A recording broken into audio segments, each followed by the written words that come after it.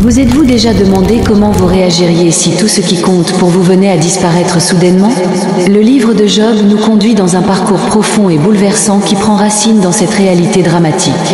Job, un homme intègre et rempli de respect pour Dieu, se retrouve confronté à des pertes incommensurables, à des douleurs intenses et à des questionnements troublants. Pourtant, à travers son vécu, nous découvrons de précieuses leçons sur la foi, la persévérance et la souveraineté divine.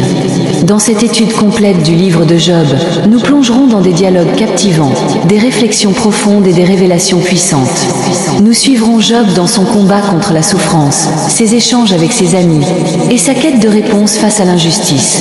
À chaque étape, nous serons amenés à réfléchir à notre manière d'affronter les épreuves et à la confiance que nous plaçons en Dieu. Même lorsque ces actions paraissent inexplicables, préparez-vous à explorer l'un des récits les plus marquants de la Bible, qui nous enseigne que, même dans les heures les plus sombres, Dieu demeure présent et agit pour notre bien. C'est maintenant à vous d'entrer activement dans ce chemin de foi et de confiance en la souveraineté divine, même au cœur de l'incertitude. Écrivez en commentaire cette déclaration. Dieu ne m'abandonne pas dans les difficultés. Ou, je choisis de faire confiance à Dieu malgré les épreuves. Ce geste sera un témoignage public de votre foi, affirmant que le Seigneur est présent à vos côtés à chaque instant, comme dans l'histoire de Job. Cet acte simple peut devenir une confession de foi qui fortifiera votre esprit et enflammera d'autres vies. Imaginez le nombre de personnes qui pourraient être encouragées par votre engagement. Ne tardez pas à proclamer votre confiance en Dieu et à partager sa vérité. Diffusez dès aujourd'hui cette chaîne de foi pour que davantage de cœurs soient touchés par les trésors de la parole divine. Si ce message vous parle, abonnez-vous et activez la cloche afin de ne rien manquer. Chaque contenu viendra nourrir votre foi et apporter une lumière nouvelle dans les moments où vous en aurez le plus besoin. Souvenez-vous, chaque vidéo est une opportunité offerte par Dieu pour s'adresser à vous personnellement. Ne laissez pas passer cette chance. Rejoignez cette famille de foi et contribuez à répandre la parole de Dieu, afin qu'encore plus d'âmes soient éclairées et fortifiées. Job chapitre 1. Job dans l'adversité. Il y avait dans le pays d'Uth un homme qui s'appelait Job. Et cet homme était intègre et droit. Il craignait Dieu et se détournait du mal. Il lui naquit 7 fils et 3 filles. Il possédait 7000 brebis, 3000 chameaux, 500 paires de béhufs, 500 ânesses, et un très grand nombre de serviteurs. Et cet homme était le plus grand de tous les fils de l'Orient. Ses fils allaient les uns chez les autres et donnaient tour à tour un festin. Et ils invitaient leurs 3 sœurs à manger et à boire avec eux. Et quand les jours de festin étaient passés, Job appelait et sanctifiait ses enfants. Puis il se levait de bon matin, et offrait pour chacun d'eux un holocauste. Car Job disait, « Peut-être mes fils ont-ils péché et ont-ils offensé Dieu dans leur cœur ?» C'est ainsi que Job avait coutume d'agir. Or, les fils de Dieu vinrent un jour se présenter devant l'Éternel, et Satan vint aussi au milieu d'eux. L'Éternel dit à Satan, « D'où viens-tu » Et Satan répondit à l'Éternel, « De parcourir la terre et de m'y promener. » L'Éternel dit à Satan, « As-tu remarqué mon serviteur Job? Il n'y a personne comme lui sur la terre.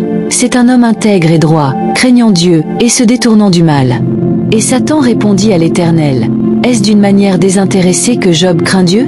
Ne l'as-tu pas protégé, lui, sa maison et tout ce qui est à lui? Tu as béni l'œuvre de ses mains, et ses troupeaux couvrent le pays. Mais étends ta main, touche à tout ce qui lui appartient, et je suis sûr qu'il te maudira en face. » L'Éternel dit à Satan, « Voici, tout ce qui lui appartient est en ton pouvoir. Seulement, ne porte pas la main sur lui. » Et Satan se retira de devant la face de l'Éternel.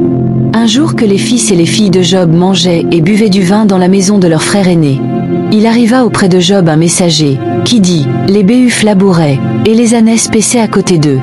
Des Sabéens se sont jetés dessus, les ont enlevés, et ont passé les serviteurs au fil de l'épée. Et je me suis échappé moi seul pour t'en apporter la nouvelle. » Il parlait encore, lorsqu'un autre vint et dit, « Le feu de Dieu est tombé du ciel, a embrasé les brebis et les serviteurs, et les a consumés. Et je me suis échappé moi seul pour t'en apporter la nouvelle. » Il parlait encore, lorsqu'un autre vint et dit, « Des Chaldéens, formés en 3 bandes, se sont jetés sur les chameaux, les ont enlevés, et ont passé les serviteurs au fil de l'épée. Et je me suis échappé moi seul pour t'en apporter la nouvelle. » Il parlait encore, lorsqu'un autre vint et dit, « Tes fils et tes filles mangeaient et buvaient du vin dans la maison de leur frère aîné. Et voici, un grand vent est venu de l'autre côté du désert, et a frappé contre les 4 coins de la maison. Elle s'est écroulée sur les jeunes gens, et ils sont morts. Et je me suis échappé moi seul pour t'en apporter la nouvelle. » Alors Job se leva, déchira son manteau, et se rasa la tête. Puis, se jetant par terre, il se prosterna et dit, « Je suis sorti nu du sein de ma mère, et nu je retournerai dans le sein de la terre.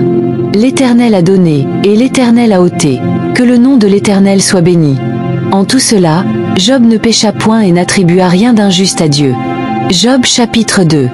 Or, les fils de Dieu vinrent un jour se présenter devant l'Éternel, et Satan vint aussi au milieu d'eux se présenter devant l'Éternel. L'Éternel dit à Satan, « D'où viens-tu » Et Satan répondit à l'Éternel, « De parcourir la terre et de m'y promener. » L'Éternel dit à Satan, « As-tu remarqué mon serviteur Job ? Il n'y a personne comme lui sur la terre. C'est un homme intègre et droit, craignant Dieu, et se détournant du mal. Il demeure ferme dans son intégrité, et tu m'excites à le perdre sans motif. » Et Satan répondit à l'Éternel, « Peau pour peau. Tout ce que possède un homme, il le donne pour sa vie. Mais étends ta main, touche à ses os et à sa chair, et je suis sûr qu'il te maudira en face. » L'Éternel dit à Satan, « Voici, il est en ton pouvoir, seulement, épargne sa vie. » Et Satan se retira de devant la face de l'Éternel. Puis il frappa Job d'un ulcère malin depuis la plante du pied jusqu'au sommet de la tête. Et Job prit un tesson pour se gratter, et s'assit sur la cendre. Sa femme lui dit, « Tu demeures ferme dans ton intégrité. Maudis Dieu, et meurs. » Mais Job lui répondit, « Tu parles comme une femme insensée. Quoi ? Nous recevons de Dieu le bien, et nous ne recevrions pas aussi le mal. » En tout cela, Job ne pécha point par ses lèvres. Visite de trois amis. Trois amis de Job, Éliphaz de Théman, Bildad de Shuach et Tsophar de Nama, ayant appris tous les malheurs qu'il avait atteints, se concertèrent pour venir le plaindre et le consoler. Lorsqu'ils levèrent les yeux de loin, ils ne le reconnurent pas, et ils élevèrent la voix, et pleurèrent. Ils déchirèrent leurs manteaux, et jetèrent de la poussière en l'air au-dessus de leur tête. Et ils restèrent assis à terre auprès de lui pendant 7 jours et 7 nuits, sans lui dire une parole, car ils voyaient que sa douleur était très grande. Job chapitre 3. Plainte de Job. Après cela, Job ouvrit la bouche et maudit le jour de sa naissance. Il prit la parole et dit, « Périsse le jour où je suis né. Et la nuit qui dit, un enfant mâle est conçu. Ce jour, qu'il soit ténèbres. Que Dieu n'en ait point souci dans le ciel. Et que la lumière ne rayonne plus sur lui. Que l'obscurité et l'ombre de la mort s'en emparent. Que des nuées demeurent au-dessus de lui. Que des phénomènes ténébreux l'épouvantent. Cette nuit, que les ténèbres l'envahissent. Qu'elle disparaisse du calendrier. Qu'elle ne soit plus comptée parmi les mois. Que cette nuit devienne stérile. Que l'allégresse en soit bannie. Qu'elle soit maudite par ceux qui maudissent les jours. Par ceux qui savent exciter le Léviathan. Que les étoiles de son crépuscule s'obscurcissent. Qu'elle attende la lumière sans qu'elle vienne. Et qu'elle ne voie pas les paupières de l'aurore. Car elle n'a pas fermé le sein qui me conçut. Ni dérobé la souffrance à mes regards. Pourquoi ne suis-je pas mort dans le ventre de ma mère? Pourquoi n'ai-je pas expiré au sortir de ses entrailles? Pourquoi ai-je trouvé des genoux pour me recevoir? Et des mamelles pour m'allaiter? Je serai maintenant couché, je serai tranquille. Je dormirai, je reposerai. Avec les rois et les grands de la terre, qui se bâtirent des mausolées. Ou avec les princes qui avaient de l'or, et remplissaient d'argent leurs maisons. Où je n'existerai pas, je serai comme un avorton caché. Comme des enfants qui n'ont pas vu la lumière. Là les méchants cessent leur agitation. Et là se reposent ceux qui sont fatigués et sans force. Les captifs sont tous en paix. Ils n'entendent pas la voix de l'oppresseur. Le petit et le grand sont là. Et l'esclave n'est plus soumis à son maître. Pourquoi donne-t-il la lumière à celui qui souffre? Et la vie à ceux qui ont l'amertume dans l'âme, qui espèrent en vain la mort, et qui la recherchent plus avidement qu'un trésor, qui serait transporté de joie, et saisi d'allégresse, s'il trouvait le tombeau? À l'homme qui ne sait où aller, et que Dieu cerne de toutes parts, mes soupirs sont ma nourriture, et mes cris se répandent comme l'eau. Ce que je crains, c'est ce qui m'arrive. Ce que je redoute, c'est ce qui m'atteint. Je n'ai ni tranquillité, ni paix, ni repos. Et le trouble s'est emparé de moi. Job chapitre 4. Discours d'Éliphaz à Job. Éliphaz de Théman prit la parole et dit, « Si nous osons une parole envers toi, en seras-tu peiné? Mais qui pourrait garder le silence? Voici, tu as souvent instruit les autres. Tu as fortifié les mains languissantes. Tes paroles ont relevé ceux qui chancelaient. Tu as affermi les genoux qui pliaient. Et maintenant qu'il s'agit de toi, tu faiblis. Maintenant que tu es atteint, tu te troubles. Ta crainte de Dieu n'est-elle pas ton soutien? Ton espérance, n'est-ce pas ton intégrité? Cherche dans ton souvenir. Quel est l'innocent qui a péri? Quels sont les justes qui ont été exterminés? Pour moi, voici ce que j'ai vu. Ceux qui labourent l'iniquité et qui sèment l'injustice en moissonnent les fruits. Ils périssent par le souffle de Dieu. Ils sont consumés par le vent de sa colère. Le rugissement du lion prend fin. Les dents du lionceau sont brisées. Le lion périt, faute de proie. Et les petits de la lionne se dispersent. Une parole est arrivée furtivement jusqu'à moi. Et mon oreille en a recueilli les sons légers. Au moment où les visions de la nuit agitent les pensées. Quand les hommes sont livrés à un profond sommeil. Je fus saisi de frayeur et d'épouvante. Et tous mes os tremblèrent. Un esprit passa près de moi. Tous mes cheveux se hérissèrent. Une figure d'un aspect inconnu était devant mes yeux. Et j'entendis une voix qui murmurait doucement. L'homme serait-il juste devant Dieu? Serait-il pur devant celui qui l'a fait? Voici, Dieu ne se fie pas à ses serviteurs. Il découvre de la folie chez ses anges. Combien plus chez ceux qui habitent des maisons d'argile, fondées sur la poussière, et qui peuvent être écrasés comme un verre. Du matin au soir ils sont brisés. Ils périssent pour toujours, et nul n'y prend garde. Le cordage de leur tente est arraché. Ils meurent, et c'est sans sagesse. Job chapitre 5. Crie donc. Quelqu'un te répondra-t-il? Auquel des saints t'adresseras-tu? L'insensé périt par sa colère, le fou meurt par sa fureur. J'ai vu l'insensé prendre racine, puis j'ai maudit aussitôt sa demeure. Ses fils sont loin du salut, ils sont écrasés à la porte, et personne ne les délivre. Ses moissons sont dévorées par les affamés, qui viennent les prendre même entre les épines, et le voleur se jette sur ses richesses. Car l'affliction ne sort pas de la poussière, et la souffrance ne germe pas du sol. L'homme naît pour souffrir, comme l'étincelle pour voler. Pour moi, j'aurai recours à Dieu, et c'est à Dieu que j'exposerai ma cause. Il fait des choses grandes et insondables, des merveilles sans nombre. Il répand la pluie sur la terre, et envoie l'eau sur les campagnes. Il relève les humbles, et délivre les affligés. Il anéantit les projets des hommes rusés, et leurs mains ne peuvent les accomplir. Il prend les sages dans leurs propres ruses, et les desseins des hommes artificieux sont renversés. Il rencontre les ténèbres au milieu du jour, il tâtonne en plein midi comme dans la nuit. Ainsi Dieu protège le pauvre contre leur langue méchante, et il le sauve de la main des puissants. Et le faible a de l'espérance, et l'iniquité ferme la bouche. Heureux l'homme que Dieu châtie. Ne méprise pas la correction du Tout-Puissant. Il fait la plaie, et il la bande, il blesse, et sa main guérit. 6 fois il te délivrera de l'angoisse, et 7 fois le mal ne t'atteindra pas. Il te sauvera de la mort pendant la famine, et des coups du glaive pendant la guerre. Tu seras à l'abri du fléau de la langue, tu seras sans crainte quand viendra la dévastation. Tu te riras de la dévastation comme de la famine, et tu n'auras pas à redouter les bêtes de la terre. Car tu feras alliance avec les pierres des champs, et les bêtes de la terre seront en paix avec toi. Tu jouiras du bonheur sous ta tente, tu visiteras tes domaines, et rien n'y manquera. Tu verras une nombreuse postérité, et des enfants issus de toi comme l'herbe de la terre. Tu entreras au sépulcre dans la vieillesse, comme on emporte une gerbe en son temps. Voilà ce que nous avons reconnu, et c'est ainsi. Reçois-le, et retiens-le bien. Job chapitre 6. Réponse de Job à Éliphaz. Job prit la parole et dit: Oh, s'il était possible de peser ma douleur, et si toutes mes calamités étaient sur la balance, elles seraient plus pesantes que le sable de la mer. Voilà pourquoi mes paroles vont jusqu'à la folie. Car les flèches du Tout-Puissant m'ont percé, et mon âme en suce le venin. Les terreurs de Dieu se rangent en bataille contre moi.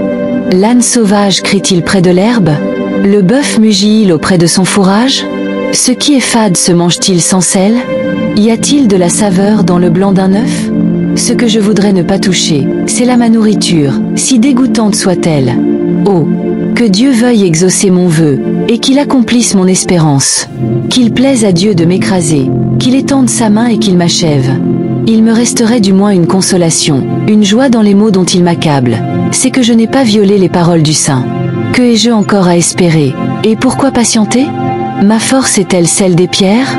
Mon corps est-il d'airain? Ne suis-je pas sans ressources, et la délivrance ne m'est-elle pas refusée? Celui qui souffre a droit à la compassion de son ami, même quand il abandonnerait la crainte du Tout-Puissant. Mes frères sont perfides comme un torrent, comme le lit des torrents qui disparaissent. Ils sont noirs de glace, l'on y voit s'amonceler la neige. Viennent les chaleurs, ils tarissent, s'il fait chaud, ils se perdent dans leur lit. Les caravanes se détournent de leur route, elles s'enfoncent dans le désert et périssent. Les caravanes de Théma fixent les regards sur elles, les voyageurs de Sheba sont pleins d'espoir. Ils sont honteux d'avoir eu confiance, ils restent confondus quand ils arrivent. Ainsi vous êtes pour moi comme ces torrents, vous voyez ma misère, et vous en avez horreur. Vous ai-je dit, apportez-moi quelque chose, faites-moi un présent avec vos biens. Délivrez-moi de la main de l'oppresseur, rachetez-moi de la main des méchants. Instruisez-moi, et je me tairai. Faites-moi comprendre en quoi j'ai péché. Que sont devenues vos paroles droites? Que reste-t-il de vos preuves? Pensez-vous redresser mes paroles? Est-ce qu'un discours en l'air désespère un malheureux? Voudriez-vous donc lancer des regards sur mes paroles, quand elles ne sont que du vent? Vous jetez même sur l'orphelin votre dédain, vous insultez votre ami. Maintenant donc, daignez me regarder, je ne mentirai pas en votre présence. Revenez, je vous prie, ne soyez pas injuste, revenez, et je dirai encore la vérité. Y a-t-il de l'iniquité sur ma langue? Ma bouche ne discerne-t-elle pas le mal? Job chapitre 7. Le sort de l'homme sur la terre est celui d'un soldat, ses jours sont ceux d'un mercenaire. Comme l'esclave soupire après l'ombre, comme l'ouvrier attend son salaire. Ainsi j'ai pour partage des mois de douleur, j'ai pour mon lot des nuits de souffrance. Je me couche, et je dis, quand me lèverai-je? La nuit est longue, et je suis lassé de me tourner jusqu'au matin. Mon corps se couvre de verre et d'une croûte terreuse, ma peau se crevasse et se dissout. Mes jours fuient plus vite que la navette du tisserand, ils s'évanouissent sans espoir. Souviens-toi que ma vie est un souffle. Mes yeux ne reverront pas le bonheur. L'œil qui me regarde ne me verra plus. Ton œil me cherchera, et je ne serai plus. Comme la nuée se dissipe et s'en va, celui qui descend au séjour des morts ne remontera pas. Il ne reviendra plus dans sa maison, et le lieu qu'il habitait ne le connaîtra plus. C'est pourquoi je ne retiendrai pas ma bouche, je parlerai dans l'angoisse de mon cœur, je me plaindrai dans l'amertume de mon âme. Suis-je une mer ou un monstre marin, pour que tu établisses autour de moi une garde? Quand je dis, mon lit me soulagera, ma couche calmera mes douleurs. Tu m'effraies par des songes, tu m'épouvantes par des visions. Ah, je voudrais être étranglé. Je voudrais la mort plutôt que ces os. Je les méprise. Je ne vivrai pas toujours. Laisse-moi, car ma vie n'est qu'un souffle. Qu'est-ce que l'homme, pour que tu en fasses tant de cas, pour que tu daignes prendre garde à lui, pour que tu le visites tous les matins, pour que tu l'éprouves à tous les instants? Quand cesseras-tu de m'observer? Quand me laisseras-tu le temps d'avaler ma salive? Si j'ai péché, qu'ai-je pu te faire, gardien des hommes? Pourquoi me mettre en but à toi? Pourquoi me rendre à charge à moi-même? Pourquoi ne pardonnes-tu pas mon péché, et n'oublies-tu pas mon iniquité? Car je vais me coucher dans la poussière. Tu me chercheras, et je ne serai plus. Job chapitre 8. Discours de Bildad à Job. Bildad de Shuach prit la parole et dit: Jusqu'à quand veux-tu parler de la sorte, et les paroles de ta bouche seront-elles un vent impétueux? Dieu renverserait-il le droit? Le Tout-Puissant renverserait-il la justice? Si tes fils ont péché contre lui, il les a livrés à leurs péchés. Mais toi, si tu as recours à Dieu, si tu implores le Tout-Puissant, si tu es pur et droit, certainement alors il veillera sur toi, et il rétablira ta demeure dans son état prospère. Ton ancienne prospérité semblera peu de choses, celle qui t'est réservée sera bien plus grande. Interroge ceux des générations passées, sois attentif à l'expérience de leur père. Car nous sommes d'hier, et nous ne savons rien, nos jours sur la terre ne sont qu'une ombre. Ils t'instruiront, ils te parleront, ils tireront de leur cœur ces sentences. Le jonc croît-il sans marais? Le roseau croît-il sans humidité? Encore vert et sans qu'on le coupe, il sèche plus vite que toutes les herbes. Ainsi arrive-t-il à tous ceux qui oublient Dieu, et l'espérance de l'impie périra. Son assurance est rompue, son soutien est une toile d'araignée. Il s'appuie sur sa maison, et elle n'est pas ferme, il s'y attache, et elle ne résiste pas. Plein de sève en face du soleil, son rameau s'étend sur son jardin. Ses racines s'entrelacent parmi les pierres, il pénètre jusque dans les murailles. Mais que Dieu l'arrache de sa demeure, elle le renie, je ne t'ai point connu. Tels sont les délices que ses voix lui procurent. Puis sur le même sol d'autres s'élèvent après lui. Non, Dieu ne rejette point l'homme intègre, et il ne protège point les méchants. Il remplira ta bouche de cris de joie, et tes lèvres de chants d'allégresse. Tes ennemis seront couverts de honte. La tente des méchants disparaîtra. Job chapitre 9. Réponse de Job à Bildad. Job prit la parole et dit: Je sais bien qu'il en est ainsi. Comment l'homme serait-il juste devant Dieu? S'il voulait contester avec lui, sur 1000 choses il ne pourrait répondre à une seule. À lui la sagesse et la toute-puissance. Qui lui résisterait impunément? Il transporte soudain les montagnes, il les renverse dans sa colère. Il secoue la terre sur sa base, et ses colonnes sont ébranlées. Il commande au soleil, et le soleil ne paraît pas. Il met un sceau sur les étoiles. Seul, il étend les cieux, il marche sur les hauteurs de la mer. Il a créé la grande ourse, Orion et les Pléiades, et les étoiles des régions australes. Il fait des choses grandes et insondables, des merveilles sans nombre. Voici, il passe près de moi, et je ne le vois pas. Il s'en va, et je ne l'aperçois pas. S'il enlève, qui s'y opposera? Qui lui dira: Que fais-tu? Dieu ne retire point sa colère. Sous lui s'inclinent les appuis de l'orgueil. Et moi, comment lui répondrai-je? Quelle parole choisirai-je devant lui? Quand je serai juste, je ne répondrai pas. Je ne puis qu'implorer mon juge. Et quand il m'exaucerait, si je l'invoquais, je ne croirais pas qu'il ait écouté ma voix. Lui qui m'assaille comme par une tempête, qui multiplie mes blessures sans cause, qui ne me laisse pas reprendre mon souffle, mais me rassasie d'amertume. Ai-je recours à la force? Il est tout-puissant. À la justice? Qui me fera comparaître? Suis-je juste? Ma bouche me condamnera. Suis-je innocent? Il me déclarera coupable. Innocent. Je le suis, mais je ne tiens pas à la vie, je méprise mon existence. Qu'importe après tout? Car j'ose le dire, il détruit l'innocent comme le coupable.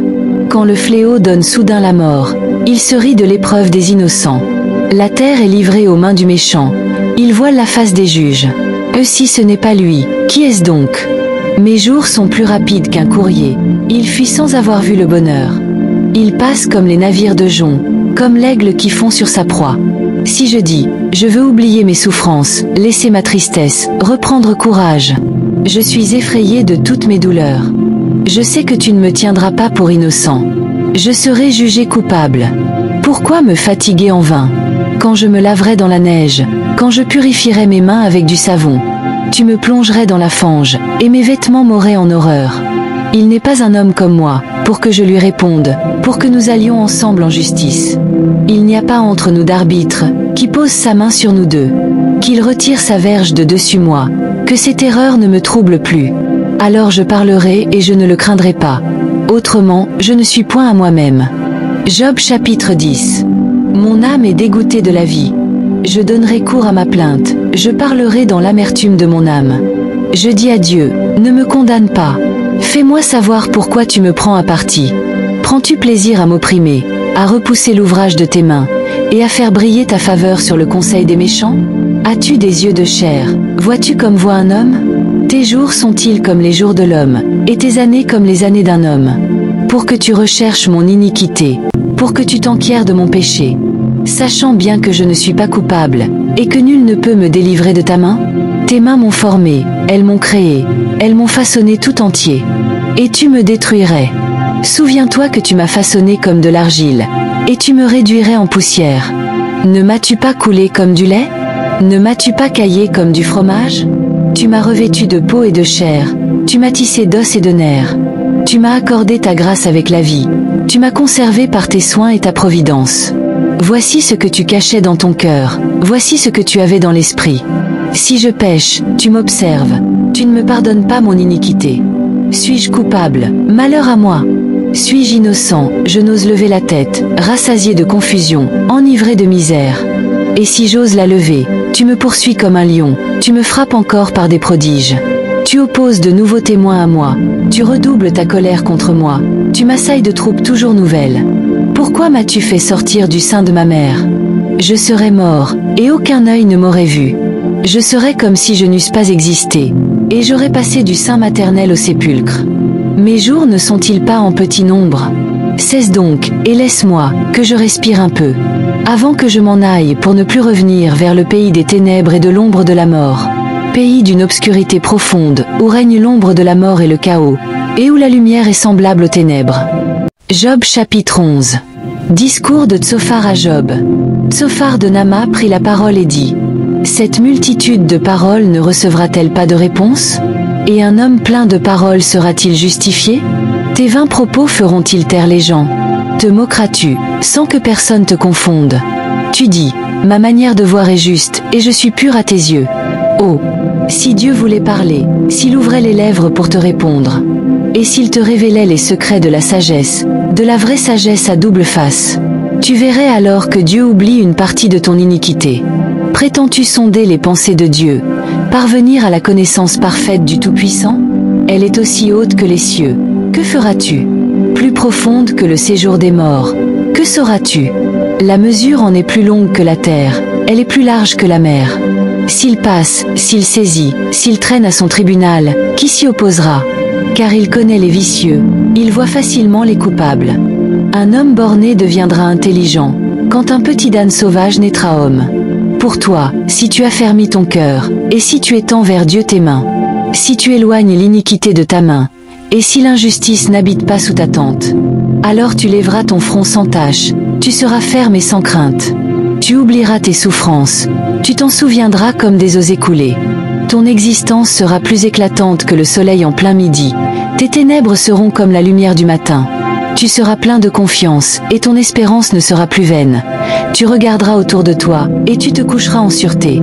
Tu te coucheras sans que personne ne te trouble, et plusieurs caresseront ton visage. Mais les yeux des méchants seront consumés. Pour eux point de refuge, la mort, voilà leur espérance. Job chapitre 12. Réponse de Job à Tsophar. Job prit la parole et dit: Vous êtes vraiment les seuls hommes. La sagesse mourra avec vous.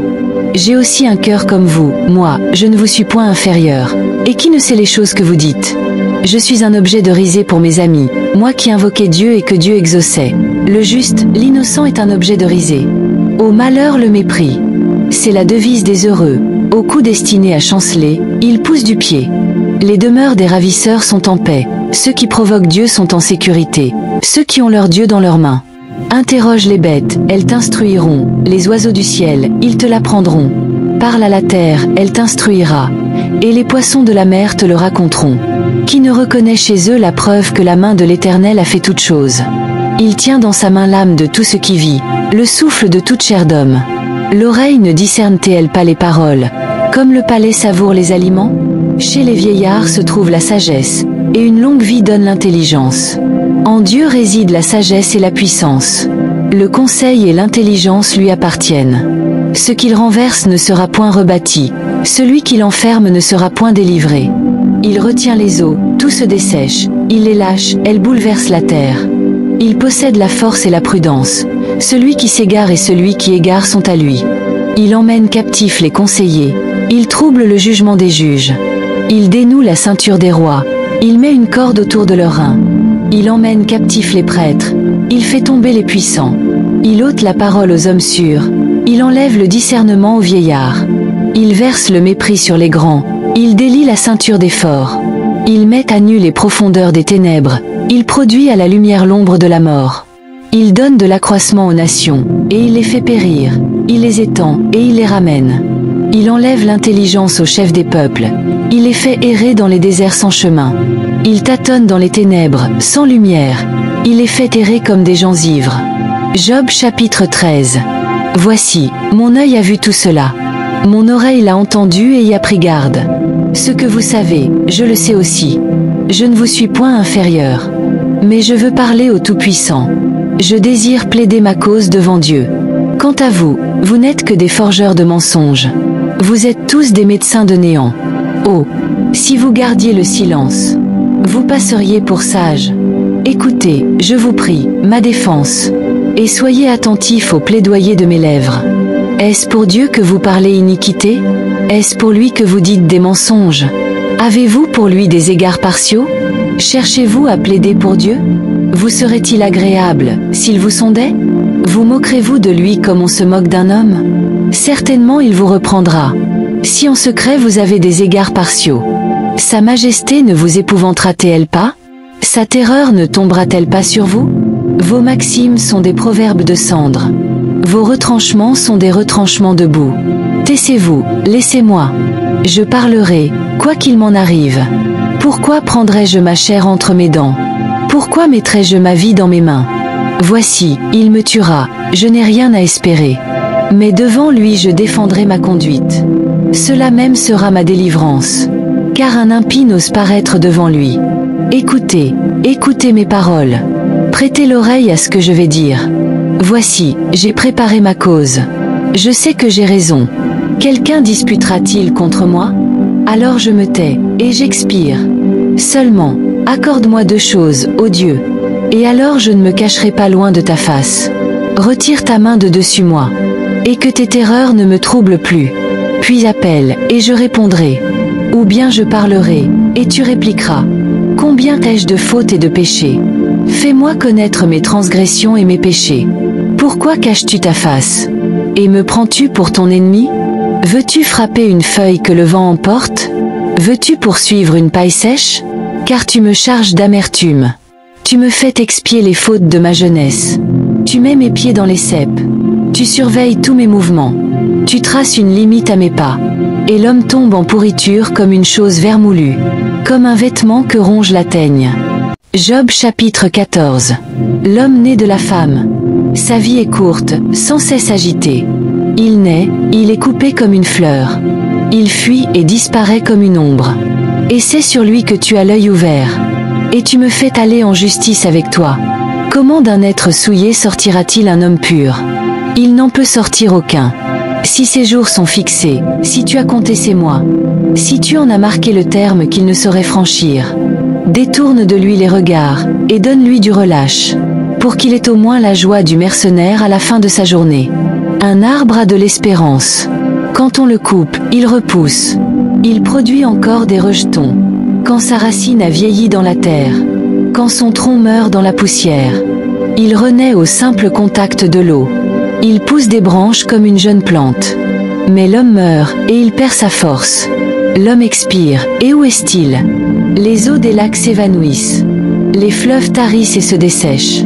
Ainsi l'homme se couche et ne se relèvera plus, jusqu'à ce que les cieux disparaissent. Il ne s'éveillera pas, il ne sortira pas de son sommeil. Oh, si tu voulais me cacher dans le séjour des morts, m'y tenir à couvert jusqu'à ce que ta colère fût passée, et me fixer un terme auquel tu te souviendras de moi.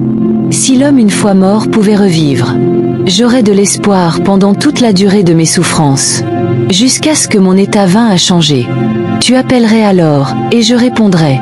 Tu languirais après l'ouvrage de tes mains. Mais tu comptes maintenant mes pas. Tu n'as pas l'œil sur mes péchés. Mon crime est scellé dans un sac. Et tu imagines des iniquités à mon compte. Mais une montagne s'écroule et disparaît. Un rocher se détache de sa place. Les eaux usent les pierres. Les torrents emportent la poussière de la terre. Et tu fais périr l'espérance de l'homme. Tu l'attaques sans cesse, et il s'en va. Tu le défigures, puis tu le renvoies. Ses fils sont honorés, et il n'en sait rien. Ils sont dans l'abaissement, et il ne s'en aperçoit pas. Il ne ressent que la douleur de son corps. Il ne connaît que la tristesse de son âme. Job chapitre 15. Second discours des Éliphaz à Job. Éliphaz de Théman prit la parole et dit: Le sage répond-il par un vain savoir? Se gonfle-t-il la poitrine du vent d'Orient? Est-ce en discourant qu'il se défend? Est-ce par des paroles vaines, qui ne servent qu'à nuire? Toi, tu détruis même la crainte de Dieu. Tu anéantis le sentiment religieux devant Dieu. Ton iniquité dirige ta bouche. Et tu prends le langage des hommes rusés. Ce n'est pas moi, c'est ta bouche qui te condamne. C'est tes lèvres qui déposent contre toi. Es-tu né le premier des hommes? As-tu été enfanté avant les collines? As-tu entendu les secrètes paroles de Dieu? Et as-tu dérobé la sagesse à ton profit? Que sais-tu que nous ne sachions pas? Que as-tu compris qu'il n'y ait pas chez nous? Il y a parmi nous des têtes grises, des vieillards, plus riches de jours que ton père. Est-ce trop peu pour toi que les consolations de Dieu? Et des paroles qui te traitent avec douceur? Où ton cœur t'entraîne-t-il? Et que signifient ces clignements Dieu? Pour que tu tournes contre Dieu ta colère, et que tu laisses sortir de ta bouche de pareils discours? Qu'est-ce que l'homme, pour qu'il soit pur? Celui qui est né de la femme peut-il être juste?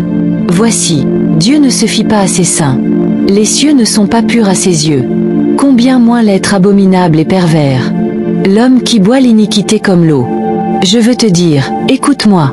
Je raconterai ce que j'ai vu, ce que les sages ont enseigné, ce qu'ils ont révélé, l'ayant appris de leur père. À eux seuls appartenait le pays. Et parmi eux nul étranger n'était encore venu. Le méchant passe tous ses jours dans la douleur. Tous les ans qui sont réservés à l'impie. La terreur retentit à ses oreilles. Au sein de la paix, le dévastateur fond sur lui. Il ne croit pas échapper aux ténèbres. Il voit l'épée qui le menace. Il court çà et là pour chercher du pain. Il sait que le jour des ténèbres l'attend. La détresse et l'angoisse l'épouvantent. Elle l'assaille comme un roi prêt à combattre. Car il a levé la main contre Dieu. Il a bravé le Tout-Puissant. Il a couru à lui avec audace. Sous le dos épais de ses boucliers. Il avait le visage couvert de graisse. Les flancs chargés d'embonpoint. Il habitait des villes détruites. Des maisons désertes, sur le point de tomber en ruine. Il ne s'enrichira pas. Sa fortune ne subsistera pas. Ses possessions ne s'étendront plus sur la terre. Il ne sortira pas des ténèbres. La flamme brûlera ses rejetons.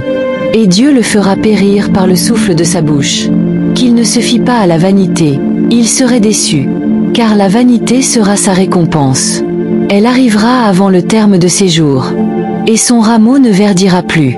Il sera comme une vigne dont on arrache les grappes encore vertes. Comme un olivier dont on jette les fleurs. La maison de l'impie deviendra stérile. Et le feu dévorera les tentes de la corruption. Il conçoit le mal et il enfante le mal. Il mûrit dans son sein des fruits trompeurs. Job chapitre 16. Réponse de Job à Éliphaz. Job prit la parole et dit: J'ai souvent entendu de pareilles choses. Vous êtes tous des consolateurs fâcheux. Y aura-t-il une fin à ces discours en l'air? Pourquoi cette irritation dans tes réponses?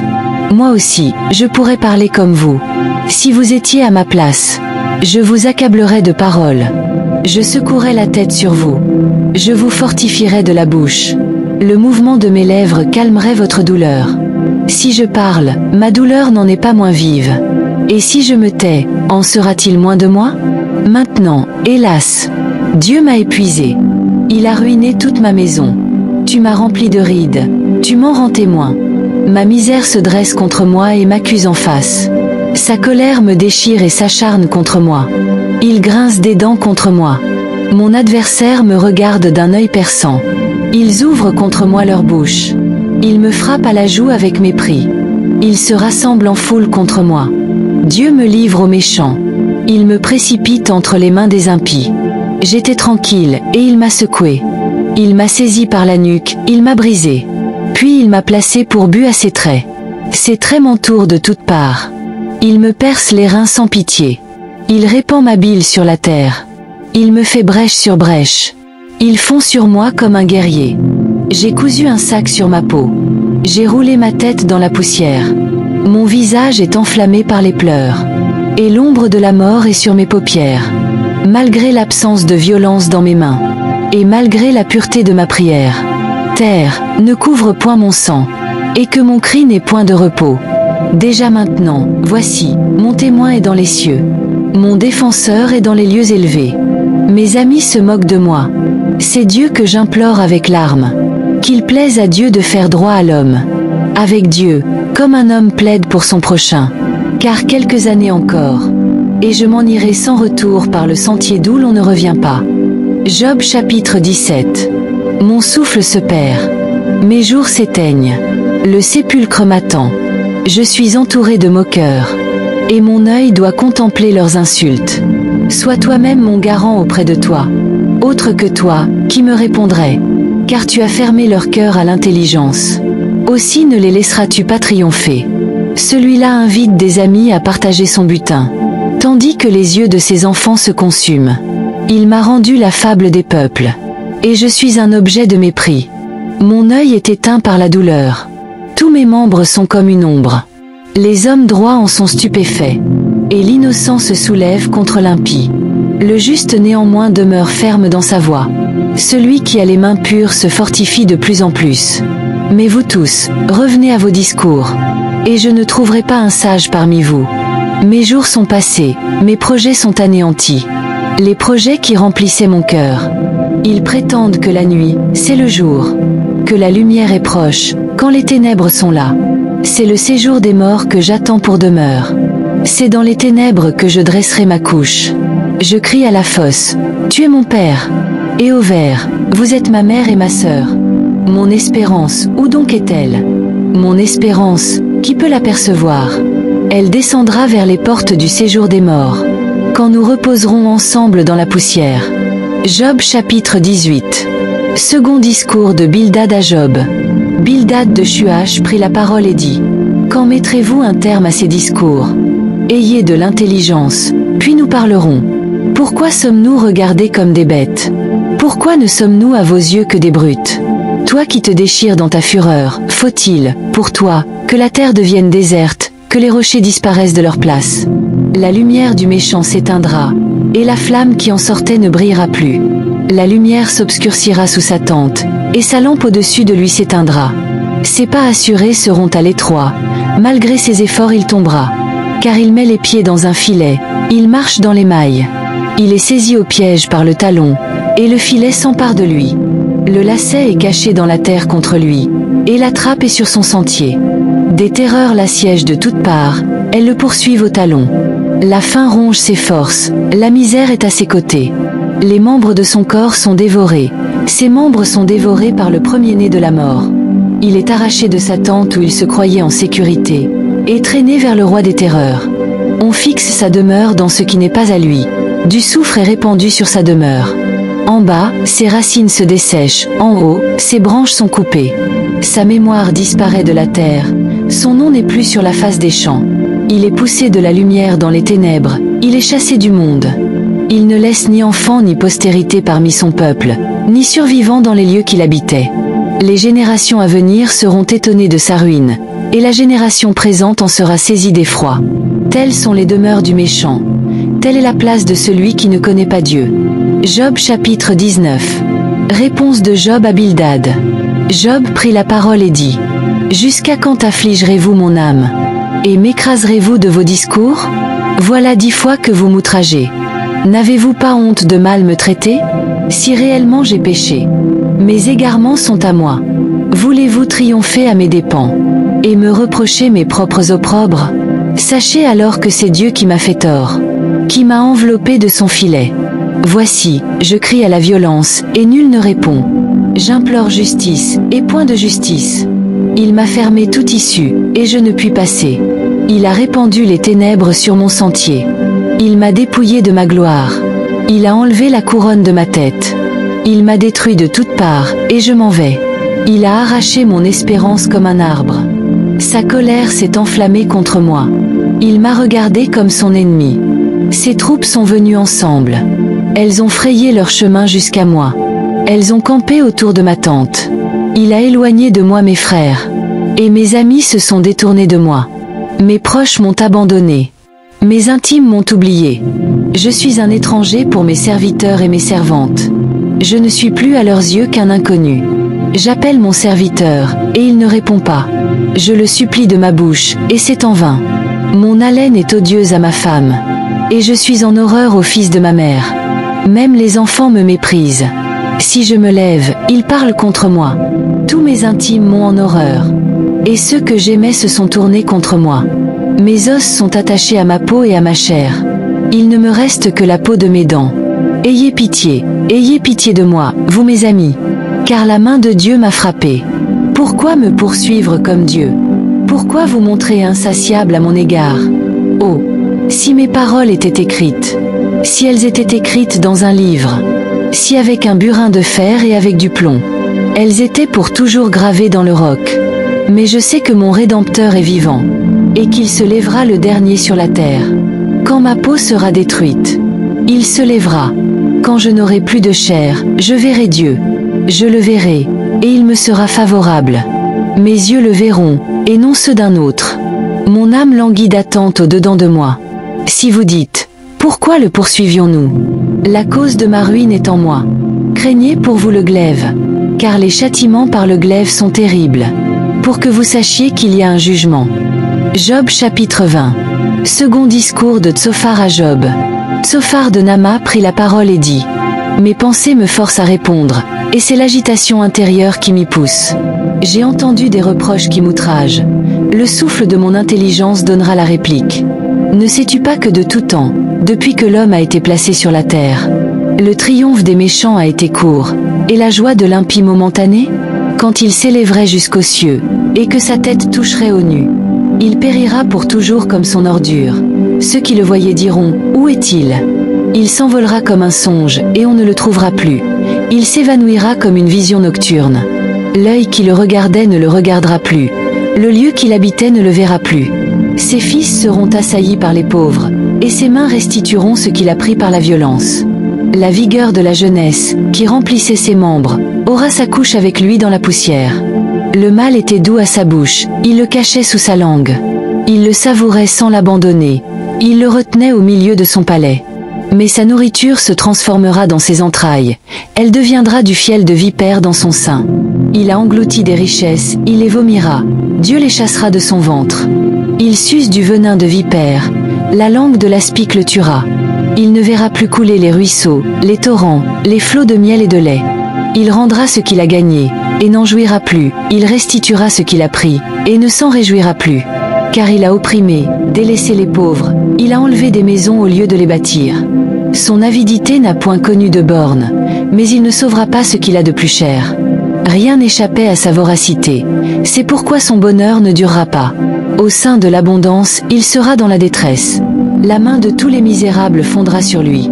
Pour rassasier son appétit, Dieu enverra contre lui l'ardeur de sa colère, et la fera pleuvoir sur lui pendant qu'il mange. S'il échappe aux armes de fer, l'arc d'airain le transpercera. Il arrache l'arme, elle sort du corps, l'éclair étincelant jaillit de ses entrailles. Il est en proie aux terreurs de la mort. Toutes les calamités sont réservées à ses trésors. Il sera consumé par un feu que n'a point attisé l'homme. Il sera dévoré par ce qui restera dans sa tente. Les cieux révéleront son iniquité, et la terre se lèvera contre lui. Les revenus de sa maison seront emportés. Ils disparaîtront au jour de la colère de Dieu. Telle est la part que Dieu réserve aux méchants. Tel est l'héritage que Dieu lui destine. Job chapitre 21. Réponse de Job à Tsophar. Job prit la parole et dit: Écoutez, écoutez mes discours. Donnez-moi au moins cette consolation. Permettez-moi de parler. Et quand j'aurai parlé, tu pourras te moquer. Est-ce à un homme que s'adresse ma plainte? Et pourquoi mon esprit ne serait-il pas troublé? Regardez-moi, soyez stupéfaits, et mettez la main sur la bouche. Quand j'y pense, cela m'épouvante, et un frisson saisit mon corps. Pourquoi les méchants vivent-ils? Pourquoi les voit-on vieillir et accroître leur force? Leurs enfants prospèrent auprès d'eux, et leur postérité sous leurs yeux. Leurs maisons sont en paix, sans crainte, et la verge de Dieu ne vient pas les frapper. Leurs taureaux engendrent et ne manquent pas, leurs vaches mettent bas et n'avortent point. Ils laissent courir leurs enfants comme des brebis, et les enfants prennent leurs ébats. Ils chantent au son du tambourin et de la harpe, ils se réjouissent au son du chalumeau. Ils passent leurs jours dans le bonheur, et ils descendent en un instant au séjour des morts. Ils disaient pourtant à Dieu: Retire-toi de nous, nous ne voulons pas connaître tes voies. Qu'est-ce que le Tout-Puissant, pour que nous le servions? Que gagnerions-nous à lui adresser nos prières? Quoi donc? Ne tient-il pas leur bonheur en leurs mains? Loin de moi le conseil des méchants. Quoi donc? La lampe des méchants s'éteint-elle? Leur vient-il des calamités? Dieu partage-t-il des douleurs dans sa colère? Sont-ils comme la paille emportée par le vent? Comme la balle enlevée par l'ouragan? Dieu épargne-t-il ses enfants? C'est lui qui devrait punir, c'est lui qui devrait rendre à l'impie, afin que ses yeux le voient, et qu'il boive lui-même la colère du Tout-Puissant. Que lui importe sa maison après lui, quand le nombre de ses mois est achevé? Instruira-t-on Dieu? Lui qui juge ceux d'en haut. L'un meurt au sein du bien-être, de la paix et du bonheur. Les flancs chargés de graisse et la moelle des os remplis de sève. L'autre meurt, l'amertume dans l'âme, sans avoir jamais goûté le bonheur. Et ils se couchent ensemble dans la poussière, ils sont couverts de verre. Voici, je connais vos pensées, je sais quel jugement violent vous portez. Vous dites: Où est la maison du grand? Où est la tente qu'habitaient les méchants? N'avez-vous pas interrogé les voyageurs? Et leurs observations, vous ne les reconnaissez pas? Que le méchant est épargné au jour de la ruine, qu'il est sauvé au jour de la colère. Qui lui reproche en face sa conduite? Qui lui rend ce qu'il a fait? Il est porté au sépulcre, Il monte sur le tertre. Les mottes de la vallée lui sont légères, et toute la foule des hommes marche à sa suite, comme elle l'a précédé sans nombre. Pourquoi donc me consoler par des discours vides? Ce qui reste de vos réponses n'est que perfidie. Job chapitre 22. Troisième discours d'Éliphaz à Job. Éliphaz de Théman prit la parole et dit: Un homme peut-il être utile à Dieu? Non, le sage n'est utile qu'à lui-même. Si tu es juste, est-ce à l'avantage du Tout-Puissant? Si tu es intègre dans ta voie, qui gagne-t-il? Est-ce par crainte de toi qu'il te châtie, qu'il entre en jugement avec toi? Ta méchanceté n'est-elle pas grande? Tes iniquités ne sont-elles pas infinies? Tu enlevais sans raison des gages à ton frère. Tu privais de leurs vêtements ceux qui étaient nus. Tu ne donnais point d'eau à l'homme altéré. Tu refusais du pain à l'affamé. Le pays était au plus fort, et le puissant y avait ses droits. Tu renvoyais les veuves avides, et les bras des orphelins étaient brisés. C'est pourquoi tu es environné de pièges, et la terreur t'a saisi tout à coup. Ne vois-tu donc pas ces ténèbres, ces eaux débordées qui t'envahissent? Dieu n'est-il pas en haut dans les cieux? Regarde le sommet des étoiles, comme il est élevé. Et tu dis, qu'est-ce que Dieu sait? Peut-il juger à travers l'obscurité? Les nuées l'enveloppent, et il ne voit rien. Il ne s'occupe que de la voûte des cieux. Veux-tu suivre l'ancienne route qu'ont suivi les hommes iniques? Ils ont été enlevés avant le temps. Ils ont eu la durée d'un fleuve qui s'écoule. Ils disaient à Dieu, retire-toi de nous. Que pouvait faire pour nous le Tout-Puissant? Dieu cependant avait rempli de bien leur maison. Loin de moi le conseil des méchants. Les justes le voient et se réjouissent, et l'innocent se moque d'eux. Non, nos adversaires sont anéantis, et le feu a dévoré ce qu'ils avaient laissé. Attache-toi donc à Dieu, et tu auras la paix. Tu jouiras ainsi du bonheur. Reçois de sa bouche l'instruction, et mets dans ton cœur ses paroles. Tu seras rétabli, si tu reviens au Tout-Puissant, si tu éloignes l'iniquité de ta tente. Jette l'or dans la poussière, l'or d'Ophir parmi les cailloux des torrents. Et le Tout-Puissant sera ton or, ton argent, ta richesse. Alors tu feras du Tout-Puissant tes délices, et tu élèveras vers Dieu ta face. Tu le prieras, et il t'exaucera, et tu accompliras tes vœux. À tes résolutions répondra le succès. Sur tes sentiers brillera la lumière. Vienne l'humiliation, tu prieras pour ton relèvement. Dieu secourt celui dont le regard est abattu. Il délivrera même le coupable, qui devra son salut à la pureté de tes mains. Job chapitre 23. Réponse de Job à Éliphaz. Job prit la parole et dit: Maintenant encore ma plainte est une révolte, mais la souffrance étouffe mes soupirs.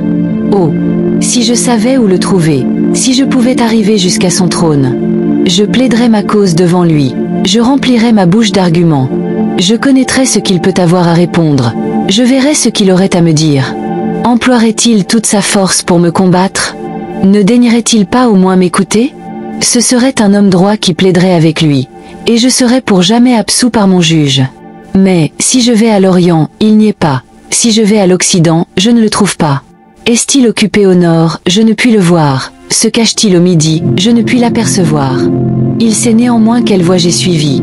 Et, s'il m'éprouvait, je sortirais pur comme l'or. Mon pied s'est attaché à ses pas, j'ai gardé sa voie, et je ne m'en suis point détourné. Je n'ai pas abandonné les commandements de ses lèvres. J'ai fait plier ma volonté aux paroles de sa bouche. Mais sa résolution est arrêtée. Qui s'y opposera?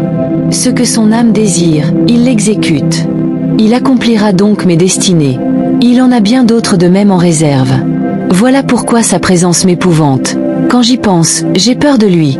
Dieu a brisé mon courage, le Tout-Puissant m'a rempli d'effroi. Car ce n'est pas à cause des ténèbres que je suis anéanti. Ce n'est pas l'obscurité qui couvre mon visage. Job chapitre 24. Pourquoi le Tout-Puissant ne réserve-t-il pas des temps pour le jugement? Et pourquoi ceux qui le connaissent ne voient-ils pas ses jours? Des méchants reculent les bornes. Ils ravissent des troupeaux, et les font paître. Ils enlèvent l'âne des orphelins. Ils prennent pour gage le bœuf de la veuve. Ils repoussent du chemin les indigents. Les malheureux du pays se cachent tous. Voici, comme des ânes sauvages dans le désert. Ils sortent le matin pour chercher leur pâture. La steppe donne du pain à leurs enfants. Ils coupent le fourrage qui reste dans les champs. Ils glanent la vigne du méchant. Ils passent la nuit nus, sans vêtements, sans couverture contre le froid. Ils sont percés par la pluie des montagnes. Et, faute d'un abri, ils embrassent les rochers. On arrache l'orphelin au sein maternel. On prend des gages sur le pauvre. Nus, sans vêtements, ils vont sans couverture. Et, mourant de faim, ils portent les gerbes. Entre les murs, ils pressent l'huile. Ils foulent les cuves, et ils ont soif. Dans les villes s'élèvent les gémissements des mourants. Et l'âme des blessés crie. Et Dieu ne prend pas garde à ces infamies. D'autres sont ennemis de la lumière. Ils n'en connaissent pas les voies. Ils n'en fréquentent pas les sentiers. L'assassin se lève au point du jour. Tue le pauvre et l'indigent. Et, pendant la nuit, il dérobe. L'œil de l'adultère épie le crépuscule. Personne, dit-il, ne me verra. Et il met un voile sur son visage. Il force les maisons dans les ténèbres. Pendant le jour, ils se tiennent enfermés. Ils ne connaissent pas la lumière. Pour eux, le matin, c'est l'ombre de la mort. Ils en éprouvent les terreurs profondes. Ils sont légers sur la face des eaux. L'heure paraît maudite sur la terre. Ils ne prennent plus le chemin de la vigne. Comme la sécheresse et la chaleur absorbent les eaux de la neige. Ainsi le séjour des morts engloutit ceux qui pêchent. Le sein maternel les oublie. Les vers font leur délice. On ne pense plus à eux. L'iniquité est brisée comme un arbre. Ils maltraitaient la femme stérile, qui n'enfante pas. Et ils ne faisaient pas grâce à la veuve. Ils entraînent les puissants par leur force. Ils se lèvent, et nul n'est sûr de sa vie. Dieu leur donne de la sécurité et du repos. Il a les regards sur leur voie. Ils s'élèvent pour un peu de temps, puis ils ne sont plus. Ils tombent, comme tous les autres. Ils sont moissonnés, comme les épis de blé. S'il n'en est pas ainsi, qui me convaincra de mensonge et réduira mes paroles à néant? Job chapitre 25. Troisième discours de Bildad à Job. Bildad de Shuach prit la parole et dit: La domination et la terreur appartiennent à Dieu. Il fait régner la paix dans ces hautes régions. Ses armées ne peuvent être comptées. Et sur qui sa lumière ne se lève-t-elle pas? Comment l'homme serait-il juste devant Dieu? Comment celui qui est né de la femme serait-il pur? Voici, la lune même n'est pas brillante, et les étoiles ne sont pas pures à ses yeux. Combien moins l'homme, qui n'est qu'un ver, le fils de l'homme, qui n'est qu'un vermisseau. Job chapitre 26. Réponse de Job à Bildad. Job prit la parole et dit: Comme tu sais bien venir en aide à la faiblesse, comme tu prêtes secours aux bras sans force, quel bon conseil tu donnes à celui qui manque d'intelligence. Quelle abondance de sagesse tu fais paraître. À qui s'adressent tes paroles? Et qui est-ce qui t'inspire? Les ombres tremblent au-dessous des eaux et de leurs habitants. Le séjour des morts est nu devant Dieu. L'abîme n'a point de voile. Il étend le septentrion sur le vide. Il suspend la terre sur le néant. Il renferme les eaux dans ses nuages, et les nuages n'éclatent pas sous leur poids. Il couvre la face de son trône, il répand sur lui sa nuée. Il a tracé un cercle à la surface des eaux, comme limite entre la lumière et les ténèbres. Les colonnes du ciel s'ébranlent, et s'étonnent à sa menace. Par sa force il soulève la mer, par son intelligence il en brise l'orgueil. Son souffle donne au ciel la sérénité, sa main transperce le serpent fuyard. Ce sont là les bords de ses voix, ce n'est que le frémissement léger qui nous en parvient. Mais qui entendra le tonnerre de son pouvoir? Job chapitre 27. Dernière réponse de Job à ses trois amis. Job prit de nouveau la parole sous forme de sentence et dit: Dieu qui me refuse justice est vivant. Le Tout-Puissant qui remplit mon âme d'amertume est vivant. Tant que j'aurai ma respiration, et que le souffle de Dieu sera dans mes narines. Mes lèvres ne prononceront rien d'injuste, ma langue ne dira rien de faux. Loin de moi la pensée de vous donner raison. Jusqu'à mon dernier soupir je défendrai mon innocence. Je tiens à ma justice, et je ne faiblirai pas. Mon cœur ne me reproche aucun de mes jours. Que mon ennemi soit traité comme le méchant, et mon adversaire comme l'impie. Car quel sera l'espoir de l'impie, quand Dieu retranchera, quand Dieu retirera son âme? Est-ce que Dieu écoute ses cris, quand l'angoisse vient l'assaillir? Fait-il du Tout-Puissant ses délices? Adresse-t-il en tout temps ses prières à Dieu? Je vous instruirai sur la main de Dieu, je ne cacherai pas les desseins du Tout-Puissant. Voici, vous avez tous vu. Pourquoi donc vous livrez-vous à de vaines pensées? Voici quelle est, de par Dieu, la part de l'homme méchant, l'héritage que les violents reçoivent du Tout-Puissant. S'il a un grand nombre d'enfants, c'est pour l'épée, et ses rejetons ne sont pas rassasiés de pain. Ce qui lui survit est enseveli par la peste, et ses veuves ne le pleurent pas. S'il amasse l'argent comme la poussière, s'il entasse les vêtements comme la boue, c'est lui qui entasse, mais c'est le juste qui se revêt, c'est l'innocent qui a l'argent en partage. Sa maison est comme celle que bâtit la teigne, comme la cabane que fait un gardien. Il se couche riche, et ce sera pour la dernière fois. Quand il ouvre les yeux, ce n'est plus rien. Les terreurs fondent sur lui comme des eaux. Un tourbillon l'enlève pendant la nuit. Le vent d'Orient l'emporte, et il s'en va. Il l'arrache violemment de sa demeure. Dieu lance sans pitié des traits contre lui, et le méchant voudrait fuir pour les éviter. On bat des mains à sa chute, et on le chasse de sa demeure avec des cris. Job chapitre 28. Il y a pour l'argent une mine, et un lieu que l'on affine pour l'or. Le fer se tire de la poussière, et la pierre se fond pour produire l'airain. L'homme met un terme aux ténèbres. Il explore, jusque dans les profondeurs, les pierres cachées dans l'obscurité et l'ombre de la mort. Il creuse un puits loin des lieux habités. Ses pieds ne lui sont plus utiles. Suspendu, balancé, loin des humains, il flotte. La terre, d'où sort le pain, est bouleversée dans ses entrailles comme par le feu. Ses rochers sont le séjour du saphir, et l'on y trouve de la poudre d'or. L'oiseau de proie n'en connaît pas le sentier. L'œil du vautour ne l'a point aperçu. Les animaux superbes n'y ont point marché. Le lion n'y a jamais passé. L'homme porte la main sur le roc. Il renverse les montagnes depuis la racine. Il ouvre des canaux dans les rochers. Et son œil découvre tout ce qu'il y a de précieux. Il arrête l'eau pour qu'elle ne coule pas. Et il produit à la lumière ce qui est caché. Mais la sagesse, où se trouve-t-elle? Où est le lieu de l'intelligence? L'homme n'en connaît point le prix. Elle ne se trouve pas dans la terre des vivants. L'abîme dit, elle n'est point en moi. Et la mer dit, elle n'est point avec moi. Elle ne se donne pas contre de l'or pur. Elle ne s'achète pas au poids de l'argent. Elle ne se pèse pas contre l'or d'Ophir, contre le précieux onyx ou le saphir. L'or et le verre ne sont point à mettre en parallèle avec elle. On ne les change pas pour un vase d'or fin. Le corail et le cristal ne sont rien auprès d'elle. La sagesse vaut plus que les perles. La topaze d'Éthiopie n'est point son égale.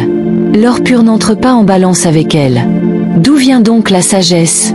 Où est le lieu de l'intelligence? Elle est cachée aux yeux de tout vivant. Elle est cachée aux oiseaux du ciel. Le gouffre et la mort disent: nous en avons entendu parler de nos oreilles. Dieu en sait le chemin. Il en connaît la demeure. Car il regarde jusqu'aux extrémités de la terre. Il voit tout ce qui est sous les cieux. Quand il régla le poids du vent, et qu'il fixa la mesure des eaux, quand il donna des lois à la pluie, et qu'il traça la route de l'éclair et du tonnerre, alors il vit la sagesse et la manifesta. Il l'établit, et même il l'examina. Puis il dit à l'homme: voici, la crainte du Seigneur, c'est la sagesse. S'éloigner du mal, c'est l'intelligence. Job chapitre 29. Monologue de Job.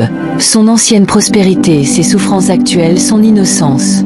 Job prit de nouveau la parole sous forme de discours et dit: oh, que ne puis-je être comme au mois du passé, comme au jour où Dieu me gardait, quand sa lampe brillait sur ma tête, et que sa lumière me guidait dans les ténèbres. Que ne suis-je comme au jour de ma vigueur, où Dieu veillait en ami sur ma tente, quand le Tout-Puissant était encore avec moi, et que mes enfants m'entouraient, quand mes pieds se baignaient dans la crème, et que le rocher répandait près de moi des ruisseaux d'huile. Si je sortais pour aller à la porte de la ville, et si je me faisais préparer un siège dans la place, les jeunes gens se retiraient à mon approche, les vieillards se levaient et se tenaient debout. Les princes arrêtaient leur discours, et mettaient la main sur leur bouche. La voix des chefs se taisait, et leur langue s'attachait à leur palais. L'oreille qui m'entendait me disait heureux, l'œil qui me voyait me rendait témoignage. Car je sauvais le pauvre qui implorait du secours, et l'orphelin qui manquait d'appui. La bénédiction du malheureux venait sur moi. Je remplissais de joie le cœur de la veuve. Je me revêtais de la justice et je lui servais de vêtement. Ma droiture était mon manteau et mon turban. J'étais l'œil de l'aveugle et le pied du boiteux. J'étais le père des misérables. J'examinais la cause de l'inconnu. Je brisais la mâchoire de l'injuste, et j'arrachais la proie de ses dents. Alors je disais: je mourrai dans mon nid, mes jours seront abondants comme le sable. L'eau pénétrera dans mes racines, la rosée passera la nuit sur mes branches. Ma gloire renouvellera son éclat, et mon arc reprendra sa vigueur dans ma main. On m'écoutait et l'on attendait. On gardait le silence devant mes conseils. Après mes discours, nul ne répliquait, et ma parole était pour tous une bienfaisante rosée. Ils m'attendaient comme la pluie. Ils ouvraient la bouche comme pour une pluie du printemps. Je riais avec eux quand ils étaient découragés, et l'on ne pouvait chasser la sérénité de mon front. J'aimais à aller vers eux et à m'asseoir à leur tête. J'étais comme un roi au milieu d'une troupe, comme un consolateur auprès des affligés. Job chapitre 30. Et maintenant, je suis la risée de gens plus jeunes que moi, de ceux dont je dédaignais autrefois de placer les pères parmi les chiens de mon troupeau. Mais à quoi m'eût servi la force de leurs mains? Ils sont sans vigueur, épuisés de misère et de faim. Ils fuient dans des lieux arides, des lieux sombres, des lieux désolés et déserts. Ils mangent des herbes salées près des buissons, et la racine des genêts leur sert de nourriture. On les chasse du milieu des hommes. On crie après eux comme après des voleurs. Ils habitent dans des ravins affreux, dans les trous de la terre et dans les rochers. Ils hurlent parmi les buissons. Ils se rassemblent sous les ronces. Enfants de l'insensé, enfants de gens sans nom, on les chasse du pays. Et maintenant je suis l'objet de leurs chansons. Je suis en but à leurs propos. Ils ont horreur de moi, ils se détournent. Ils me crachent au visage. Ils n'ont plus de retenue, ils me poussent. Ils m'humilient, ils n'ont plus d'égard. Ces misérables se lèvent à ma droite. Ils poussent mes pieds. Ils préparent contre moi des voies pour ma ruine. Ils rompent mon sentier. Ils travaillent à ma perte. Eux à qui personne ne porterait secours. Ils arrivent comme par une large brèche. Ils se précipitent sous les craquements. Les terreurs se tournent contre moi. Ma gloire est emportée comme par le vent. Et mon bonheur a passé comme un nuage. Et maintenant, mon âme se fond en moi. Les jours de l'affliction m'ont saisi. La nuit perce mes os et les arrache. La douleur qui me ronge ne dort pas. Elle me saisit avec violence. Mon vêtement est déformé par sa force. Il m'enserre comme le col de ma tunique. Dieu m'a jeté dans la boue. Et je ressemble à la poussière et à la cendre. Je crie vers toi, et tu ne me réponds pas. Je me tiens debout, et tu me regardes. Tu es devenu cruel contre moi. Tu me combats avec la force de ta main. Tu m'enlèves sur le vent, tu m'emportes. Et tu me fais fondre dans la tempête. Car je sais que tu me mènes à la mort, au rendez-vous de tous les vivants. Cependant, n'étend-on pas la main vers un malheureux? N'implore-t-on pas du secours dans sa détresse? N'ai-je pas pleuré sur celui dont les jours étaient durs? Mon âme n'a-t-elle pas eu pitié de l'indigent? J'attendais le bonheur, et le malheur est arrivé. J'espérais la lumière, et les ténèbres sont venues. Mes entrailles bouillonnent sans relâche. Les jours de la souffrance m'ont surpris. Je marche noirci, mais non par le soleil. Je me lève dans l'assemblée, et je crie. Je suis devenu le frère des chacals, le compagnon des autruches. Ma peau noircit et tombe. Mes os brûlent dans la fièvre. Ma harpe n'est plus qu'un instrument de deuil. Et mon chalumeau rend des sons lugubres. Job 31. J'avais fait un pacte avec mes yeux. Et je n'aurais pas arrêté mes regards sur une vierge. Quelle part Dieu m'aurait-il réservé d'en haut? Quel lot le Tout-Puissant m'aurait-il assigné du ciel? La ruine n'est-elle pas pour le méchant? Et le malheur pour ceux qui commettent l'iniquité? Dieu ne voit-il pas mes voies? Ne compte-t-il pas tous mes pas? Si j'ai marché dans le mensonge, si mon pied a couru vers la fraude, que Dieu me pèse dans des balances justes, et il reconnaîtra mon intégrité. Si mon pas s'est détourné du chemin, si mon cœur a suivi mes yeux, et si quelque souillure s'est attachée à mes mains, que je sème et qu'un autre moissonne, et que mes rejetons soient déracinés. Si mon cœur a été séduit par une femme, si j'ai fait le guet à la porte de mon prochain, que ma femme tourne la meule pour un autre, et que d'autres la déshonorent, car c'est une infamie, un crime que punissent les juges. C'est un feu qui dévore jusqu'à la ruine, et qui aurait détruit toute ma richesse. Si j'ai méconnu le droit de mon serviteur ou de ma servante, lorsqu'ils étaient en contestation avec moi, que ferai-je quand Dieu se lèvera? Que répondrai-je quand il châtiera? Celui qui m'a créé dans le ventre de ma mère ne les a-t-il pas créés? Le même ne nous a-t-il pas formés dans le sein maternel? Si j'ai refusé aux pauvres ce qu'ils demandaient, si j'ai fait languir les yeux de la veuve, si j'ai mangé seul mon pain, sans que l'orphelin en ait eu sa part, moi qui l'ai dès ma jeunesse élevé comme un père, moi qui dès ma naissance ai soutenu la veuve, si j'ai vu le malheureux manquer de vêtements, l'indigent n'avoir point de couverture, sans que ses reins m'aient béni, sans qu'il ait été réchauffé par la toison de mes agneaux, si j'ai levé la main contre l'orphelin, parce que je me sentais soutenu par les juges. Que mon épaule se détache de ma jointure. Que mon bras tombe et soit brisé. Car les châtiments de Dieu m'épouvantent. Et je ne puis rien devant sa majesté. Si j'ai mis dans l'or ma confiance. Si j'ai dit alors, tu es ma sécurité. Si je me suis réjoui de ma richesse. De l'abondance que m'avait procurée ma main. Si, voyant le soleil briller, la lune s'avançait magnifique, mon cœur s'est laissé séduire en secret, et ma main s'est portée sur ma bouche pour lui rendre hommage. C'est encore un crime que doivent punir les juges, et j'aurais renié le Dieu d'en haut. Si je me suis réjoui du malheur de mon ennemi, si j'ai tressailli quand le mal l'a atteint, moi qui n'ai pas permis à ma langue de pécher, en demandant sa mort avec imprécation. Si les gens de ma tente ne disaient pas, où trouver un homme qui n'ait pas été rassasié de sa viande? L'étranger ne passait point la nuit dehors. Je n'ouvrais ma porte qu'aux voyageurs. Si j'ai couvert mes transgressions comme les hommes, si j'ai caché mon iniquité dans mon sein, parce que je craignais le bruit de la multitude, parce que je redoutais le mépris des familles, au point de me taire et de ne pas sortir de ma porte.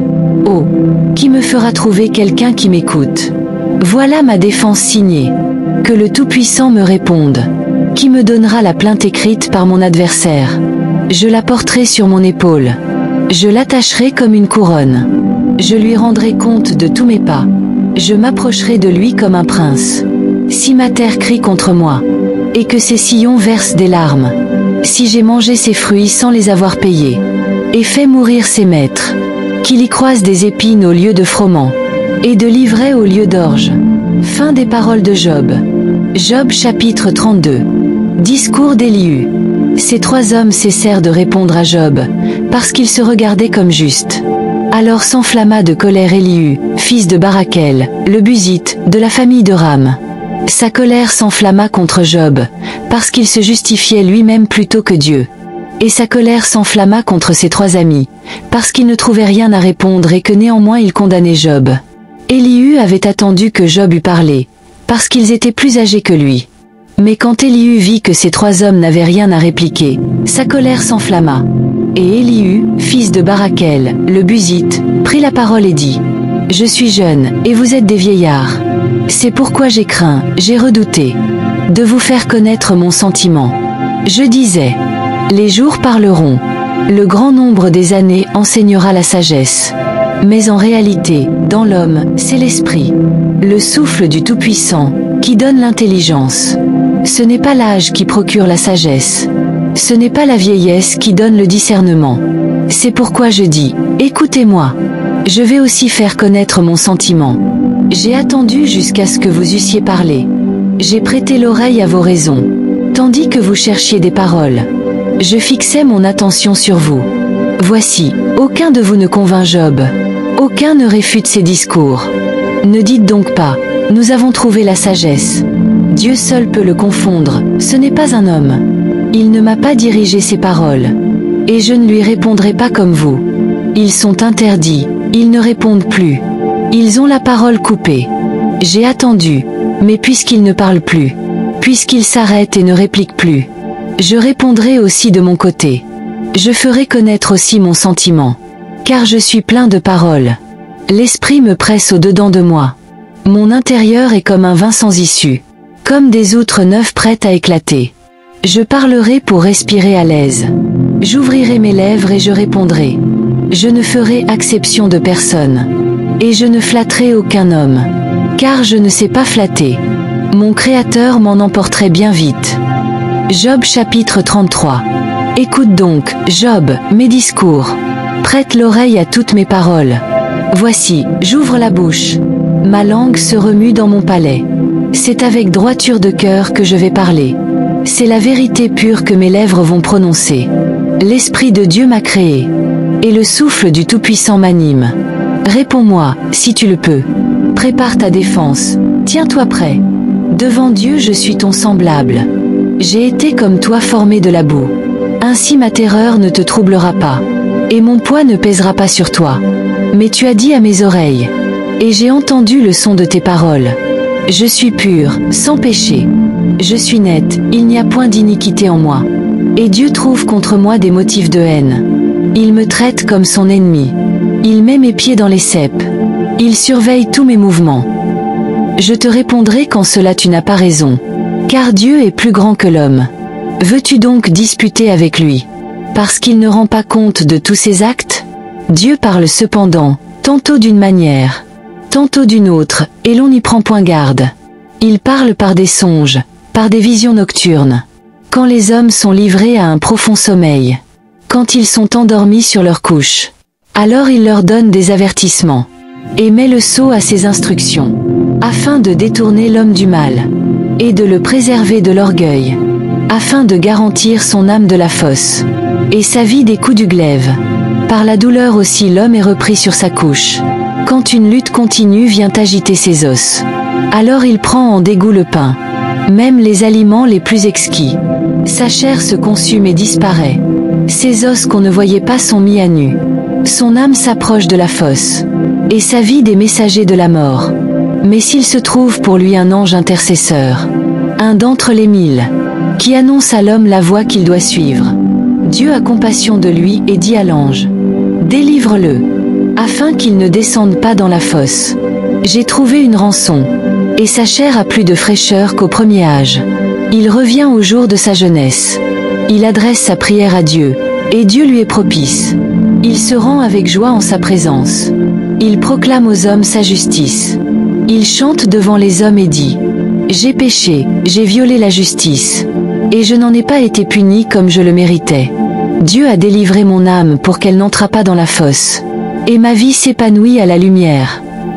Voilà tout ce que Dieu fait, 2 fois, 3 fois, avec l'homme, pour ramener son âme de la fosse, pour l'éclairer de la lumière des vivants. Sois attentif, Job, écoute-moi. Tais-toi, et je parlerai. Si tu as quelque chose à dire, réponds-moi. Parle, car je voudrais te donner raison. Si tu n'as rien à dire, écoute-moi. Tais-toi, et je t'enseignerai la sagesse. Job chapitre 34. Élihu reprit et dit: sages, écoutez mes paroles. Vous qui êtes intelligents, prêtez-moi l'oreille, car l'oreille discerne les paroles, comme le palais savoure les aliments. Choisissons ce qui est juste. Voyons entre nous ce qui est bon. Job a dit: je suis innocent, et Dieu me refuse justice. J'ai raison, et je passe pour menteur.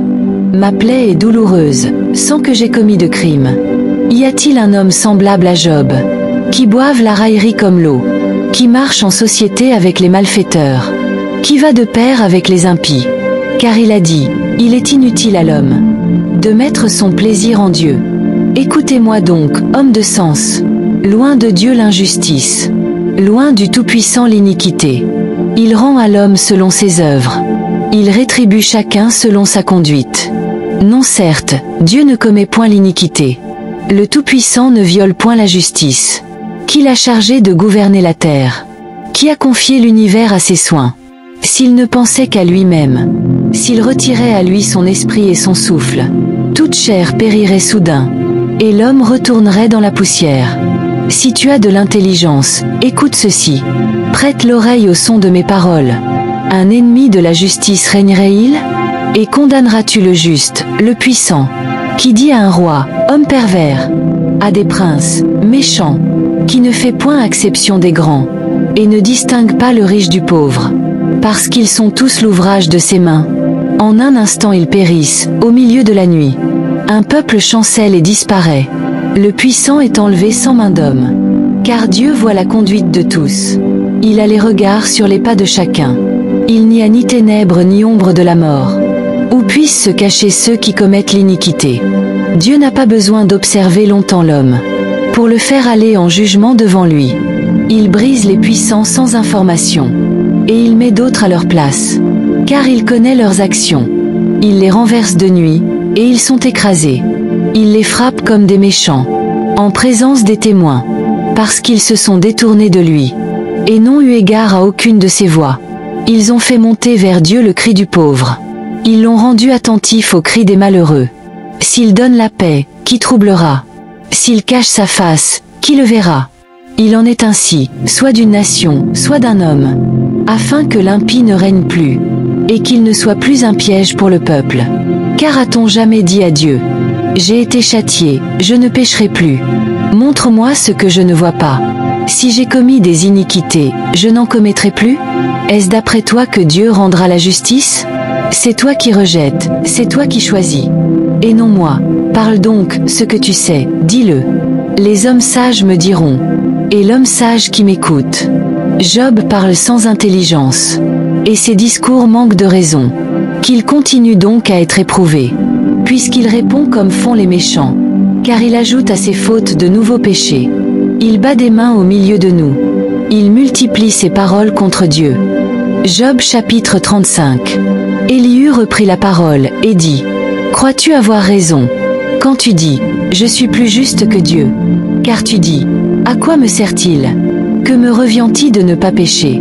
Je veux répondre à cette parole. À toi et à tes amis en même temps. Regarde les cieux, et vois. Considère les nuées, comme elles sont élevées au-dessus de toi. Si tu pèches, quel tort lui fais-tu? Si tes iniquités se multiplient, qui gagnes-tu? Si tu es juste, que lui donnes-tu? Que reçoit-il de ta main? Ta méchanceté ne peut nuire qu'à ton semblable. Ta justice ne peut être utile qu'à un fils de l'homme. On crie contre la multitude des oppresseurs. On se plaint de la violence de tant de gens. Mais nul ne dit, où est Dieu, mon Créateur? Qui inspire des chants pendant la nuit, qui nous instruit plus que les bêtes de la terre, et nous donne l'intelligence plus qu'aux oiseaux du ciel? C'est alors qu'on crie, et Dieu ne répond pas, à cause de l'orgueil des méchants. Certainement, Dieu n'écoute pas le mensonge. Le Tout-Puissant n'y a point égard. Quoi? Tu dis que tu ne le vois pas. Ta cause est devant lui. Attends-le. Et parce qu'il ne punit pas dans sa colère, parce qu'il ne prend pas une entière connaissance du crime. Job ouvre la bouche à la fausseté. Il amasse les paroles sans savoir. Job chapitre 36. Élihu continua, et dit, « Attends un peu, et je vais t'instruire, car j'ai encore des paroles pour la cause de Dieu. Je prendrai mes raisons de loin, et je ferai hommage à mon Créateur. Sois en sûr, mes discours ne sont pas des mensonges. Mes sentiments devant toi sont sincères. Dieu est puissant, mais il ne rejette personne. Il est puissant par la force de son intelligence. Il ne laisse pas vivre le méchant, et il fait droit aux malheureux. Il ne retire pas les yeux de dessus les justes. Il les place sur le trône avec les rois. Il les y fait asseoir pour toujours, et ils sont exaltés. Viennent-ils à tomber dans les chaînes? Sont-ils pris dans les liens de l'adversité? Il leur dénonce leurs œuvres, leurs transgressions, leur orgueil. Il les avertit pour leur instruction. Il les exhorte à se détourner de l'iniquité. S'ils écoutent et se soumettent, ils achèvent leurs jours dans le bonheur, leurs années dans la joie. S'ils n'écoutent pas, ils périssent par le glaive. Ils expirent dans leur aveuglement.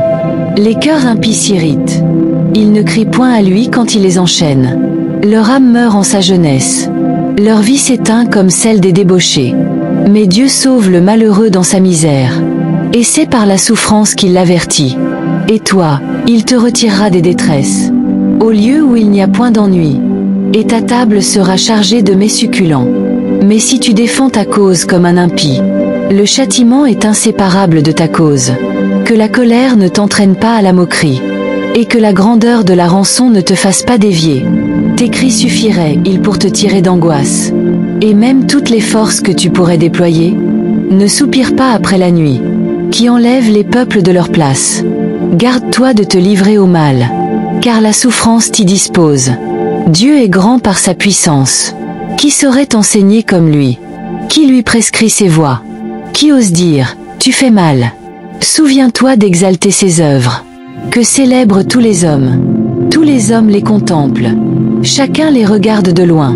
Dieu est grand, mais sa grandeur nous échappe. Le nombre de ses années est impénétrable. Il attire à lui les gouttes d'eau.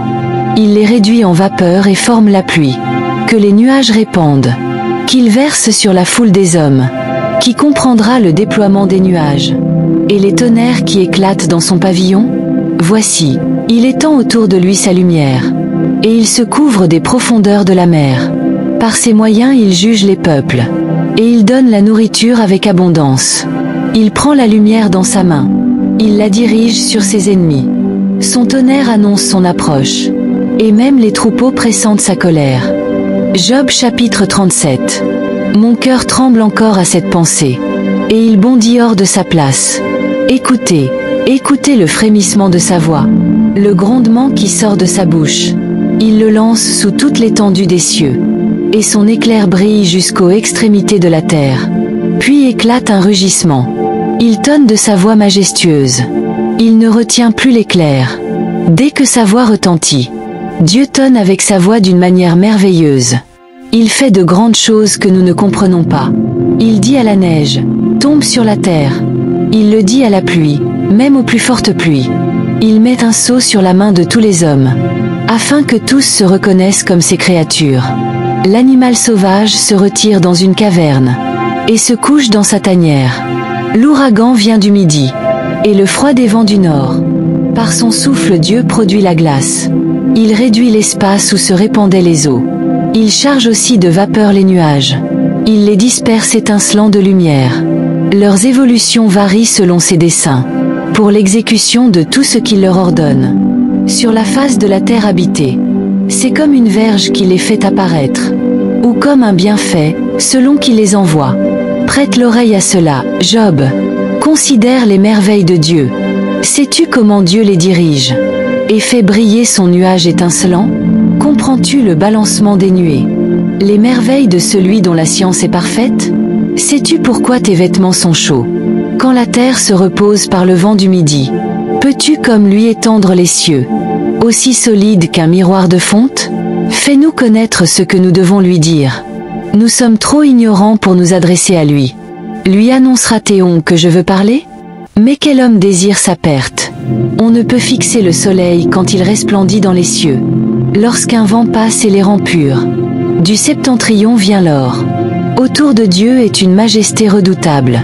Le Tout-Puissant, nous ne saurions le trouver. Grand en force, en équité, en justice souveraine. Il ne répond pas. C'est pourquoi les hommes doivent le craindre. Il ne considère aucun sage dans son propre jugement. Job chapitre 38. Réponse de l'Éternel à Job. L'Éternel répondit à Job du milieu de la tempête et dit: Qui est celui qui obscurcit mes desseins par des discours sans intelligence? Saint terrain comme un vaillant homme, je t'interrogerai, et tu m'instruiras. Où étais-tu quand je fondais la terre? Dis-le, si tu as de l'intelligence. Qui en a fixé les dimensions, le sais-tu? Ou qui a étendu sur elle le cordeau? Sur quoi ces bases sont-elles appuyées? Ou qui en a posé la pierre angulaire?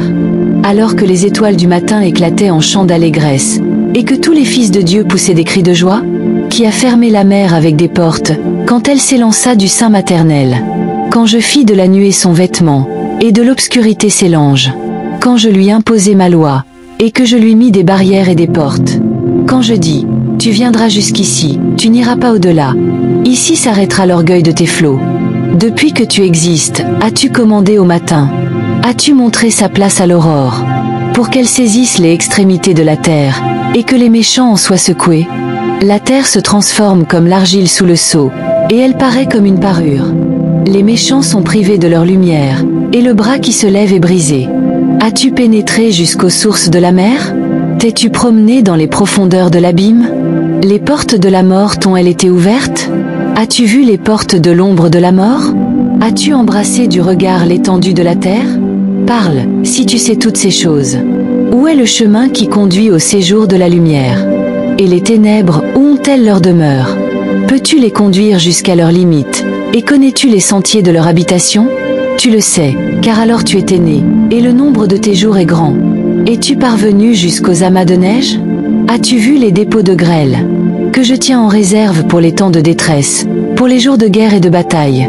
Par quel chemin la lumière se divise-t-elle, et le vent d'Orient se répand-il sur la terre? Qui a ouvert un passage à la pluie, et tracé la route de l'éclair et du tonnerre, pour que la pluie tombe sur une terre sans habitants, sur un désert où il n'y a point d'homme, pour qu'elle abreuve les lieux solitaires et arides, et qu'elle fasse germer et sortir l'herbe? La pluie a-t-elle un père? Qui fait naître les gouttes de la rosée? Du sein de qui sort la glace, et qui enfante le frimas du ciel? Pour que les eaux se cachent comme une pierre, et que la surface de l'abîme soit gelée. Peux-tu nouer les liens des Pléiades, ou détacher les cordages de l'Orion? Fais-tu paraître en leur temps les signes du zodiaque, et conduis-tu la grande ours avec ses petits? Connais-tu les lois du ciel? Règles-tu son pouvoir sur la terre? Élèves-tu la voix jusqu'aux nuées, pour que des torrents d'eau te couvrent? Lances-tu les éclairs? Partent-ils? Te disent-ils, nous voici? Qui a mis la sagesse dans le cœur, ou qui a donné l'intelligence à l'esprit? Qui peut avec sagesse compter les nuages, et verser les outres des cieux, pour que la poussière se mette à ruisseler, et que les mottes de terre se collent ensemble? Chasses-tu pour la lionne une proie, et apaises-tu la faim des lionceaux, quand ils sont couchés dans leur tanière, quand ils sont aux aguets dans leur repère? Qui prépare au corbeau sa pâture, quand ses petits crient vers Dieu, quand ils sont errants et affamés? Job chapitre 39. Sais-tu quand les chèvres sauvages font leurs petits? Observes-tu les biches quand elles mettent bas? Comptes-tu les mois pendant lesquels elles portent? Et connais-tu l'époque où elles enfantent? Elles se courbent, laissent échapper leur progéniture, et sont délivrées de leur douleur. Leurs petits prennent de la vigueur et grandissent en plein air. Ils s'éloignent et ne reviennent plus auprès d'elles. Qui met en liberté l'âne sauvage, et l'affranchit de tout lien? J'ai fait du désert son habitation, de la terre salée sa demeure. Il se rit du tumulte des villes. Il n'entend pas les cris d'un maître. Il parcourt les montagnes pour y trouver sa pâture. Il est à la recherche de tout ce qui est vert. Le buffle veut-il être à ton service? Passe-t-il la nuit vers ta crèche? L'attaches-tu par une corde pour tracer un sillon? Va-t-il fendre les vallées après toi? Te reposes-tu sur lui, parce que sa force est grande? L'abandonnes-tu aux soins de tes travaux? Te fies-tu à lui pour la rentrée de ta récolte? Est-ce lui qui doit l'amasser dans ton air? L'aile de l'autruche se déploie joyeuse. On dirait l'aile, le plumage de la cigogne. Mais elle abandonne ses œufs à la terre, et les fait chauffer sur la poussière. Elle oublie que le pied peut les écraser, qu'une bête des champs peut les fouler. Elle est dure envers ses petits, comme s'ils n'étaient point à elle. Elle ne s'inquiète pas de l'inutilité de son travail, car Dieu lui a refusé la sagesse. Il ne lui a pas donné l'intelligence en partage. Quand elle se lève et prend sa course, elle se rit du cheval et de son cavalier. Est-ce toi qui donnes la vigueur au cheval, et qui revêt son cou d'une crinière flottante? Le fais-tu bondir comme la sauterelle? Son fier hennissement répand la terreur. Il creuse le sol et se réjouit de sa force. Il s'élance au-devant des armes. Il se rit de la crainte, il n'a pas peur. Il ne recule pas devant l'épée. Sur lui retentit le carquois. Brille la lance et le javelot. Bouillonnant d'ardeur, il dévore l'espace. Il ne peut se contenir au bruit de la trompette. Dès que la trompette sonne, il dit « En avant !» Et de loin il flaire la bataille. La voix tonnante des chefs et les cris de guerre. Est-ce par ton intelligence que l'épervier prend son vol, et qu'il étend ses ailes vers le midi? Est-ce par ton ordre que l'aigle s'élève, et qu'il place son nid sur les hauteurs? C'est dans les rochers qu'il habite, qu'il a sa demeure. Sur la cime des rochers, sur le sommet des montagnes. De là il épie sa proie. Il plonge au loin les regards. Ses petits boivent le sang. Et là où sont des cadavres, l'aigle se trouve. Job chapitre 40. L'Éternel répondit à Job du milieu de la tempête et dit: Saint terrain comme un vaillant homme. Je t'interrogerai, et tu m'instruiras. Anéantiras-tu jusqu'à ma justice? Me condamneras-tu pour te donner droit? As-tu un bras comme celui de Dieu? Une voix tonnante comme la sienne? Orne-toi de magnificence et de grandeur. Revêt-toi de splendeur et de gloire. Répands les flots de ta colère. Et d'un regard abaisse les hautains. D'un regard humilie les hautains. Écrase sur place les méchants. Cache-les tous ensemble dans la poussière. Enferme leur front dans les ténèbres. Alors je rends hommage à la puissance de ta droite. Voici l'hippopotame, à qui j'ai donné la vie comme à toi. Il mange de l'herbe comme le bœuf. Le voici. Sa force est dans ses reins, et sa vigueur dans les muscles de son ventre. Il plie sa queue aussi ferme qu'un cèdre. Les nerfs de ses cuisses sont entrelacés. Ses os sont des tubes d'airain. Ses membres sont comme des barres de fer. Il est la première des œuvres de Dieu. Celui qui l'a fait l'a pourvu d'un glaive. Les montagnes produisent pour lui du fourrage. Toutes les bêtes des champs jouent autour de lui. Il se couche sous les lotus, au milieu des roseaux et des marécages. Les lotus l'ombrage de leur couvert. Les saules du torrent l'environnent. Que le fleuve vienne à déborder, il ne s'épouvante pas. Il reste calme quand le Jourdain se précipite dans sa gueule. Est-ce à force ouverte qu'on peut le saisir? Est-ce au moyen de filets qu'on lui perce le nez? Job chapitre 41. Prendras-tu le crocodile à l'hameçon? Saisiras-tu sa langue avec une corde? Mettras-tu un jonc dans ses narines? Perceras-tu sa mâchoire avec un crochet? Te pressera-t-il de supplications? Te parlera-t-il avec douceur? Fera-t-il une alliance avec toi, pour devenir à toujours ton esclave? Joueras-tu avec lui comme avec un oiseau? L'attacheras-tu pour amuser tes jeunes filles? Les pêcheurs en trafiquent-ils? Le partageant-ils entre les marchands? Couvriras-tu sa peau de dard et sa tête de harpon? Porte seulement la main sur lui, et tu ne t'aviseras plus de recommencer. Voici, l'espérance qu'on conçoit à son sujet est déçue. À sa seule vue n'est-on pas terrassé? Nul n'est assez hardi pour l'exciter. Qui donc me résisterait en face? De qui suis-je le débiteur? Je le paierai. Sous les cieux tout m'appartient.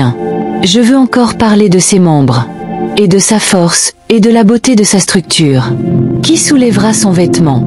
Qui pénétrera entre ses mâchoires? Qui ouvrira les battants de sa gueule? Autour de ses dents habite la terreur. Ces magnifiques et puissants boucliers sont unis ensemble comme par un sceau. Ils se serrent l'un contre l'autre, et l'air ne passerait pas entre eux. Ce sont des frères qui s'embrassent, se saisissent, demeurent inséparables. Ces éternuements font briller la lumière. Ses yeux sont comme les paupières de l'aurore. Des flammes jaillissent de sa bouche. Des étincelles de feu s'en échappent. Une fumée sort de ses narines, comme d'un vase qui bout, d'une chaudière ardente. Son souffle allume les charbons. Sa gueule lance la flamme. La force à son cou pour demeure. La terreur bondit au-devant de lui. Ses parties charnues tiennent ensemble, fondues sur lui, inébranlables. Son cœur est ferme comme la pierre, ferme comme la meule inférieure. Quand il se lève, les plus vaillants ont peur, et l'épouvante les fait fuir. C'est en vain qu'on l'attaque avec l'épée. La lance, le javelot, la cuirasse ne servent à rien. Il regarde le fer comme de la paille, l'airain comme du bois pourri. L'arc ne le met pas en fuite. Les pierres de fronde sont pour lui du chaume. Il ne voit dans la massue qu'un brin de paille. Il rit du sifflement des dards. Son ventre est garni de pointes. On dirait une herse qu'il étend sur le limon. Il fait bouillir le fond de la mer comme une chaudière. Il l'agite comme un vase rempli de parfums. Il laisse après lui un sentier lumineux. L'abîme prend la chevelure d'un vieillard. Sur la terre nul n'est son maître. Il a été créé pour ne rien craindre. Il regarde avec dédain tout ce qui est élevé. Il est le roi sur tous les fils de l'orgueil. Job chapitre 42. Humiliation et repentir de Job. Job répondit à l'Éternel et dit: Je reconnais que tu peux tout, et que rien ne s'oppose à tes pensées. Quel est celui qui a la folie d'obscurcir mes desseins? Oui, j'ai parlé, sans les comprendre, de merveilles qui me dépassent et que je ne conçois pas. Écoute-moi, et je parlerai. Je t'interrogerai, et tu m'instruiras. Mon oreille avait entendu parler de toi, mais maintenant mon œil t'a vu. C'est pourquoi je me condamne et je me repens, sur la poussière et sur la cendre. Retour de Job à la prospérité. Après que l'Éternel eut adressé ces paroles à Job, il dit à Éliphaz de Théman: Ma colère est enflammée contre toi et contre tes deux amis, parce que vous n'avez pas parlé de moi avec droiture, comme l'a fait mon serviteur Job. Prenez maintenant sept taureaux et sept béliers. Allez auprès de mon serviteur Job, et offrez pour vous un holocauste. Job, mon serviteur, priera pour vous. C'est lui seul que j'aurai égard, pour ne pas vous traiter selon votre folie, car vous n'avez pas parlé de moi avec droiture, comme l'a fait mon serviteur Job. Éliphaz de Théman, Bildad de Shuach et Tsophar de Namahalair, et firent ce que l'Éternel leur avait dit, et l'Éternel eut égard à Job. L'Éternel rétablit Job dans son premier état, quand Job eut prié pour ses amis, et l'Éternel lui accorda le double de tout ce qu'il avait possédé. Les frères, les sœurs et les anciens amis de Job vinrent tous le voir, et ils mangèrent avec lui dans sa maison. Ils le plaignirent et le consolèrent de tous les malheurs que l'Éternel avait fait venir sur lui. Et chacun lui donna un késita et un anneau d'or. Pendant ces dernières années, Job reçut de l'Éternel plus de bénédictions qu'il n'en avait reçu pendant les premières. Il posséda 14 000 brebis, 6 000 chameaux, 1000 paires de bœufs et 1000 ânesses. Il eut 7 fils et 3 filles. Il donna à la première le nom de Jemima, à la seconde celui de Ketsia, et à la troisième celui de Kéren-Apuk. Il n'y avait pas dans tout le pays d'aussi belles femmes que les filles de Job. Leur père leur accorda une part d'héritage parmi leurs frères. Job vécut, après cela, 140 ans. Et il vit ses fils et les fils de ses fils jusqu'à la 4e génération. Et Job mourut âgé et rassasié de jours.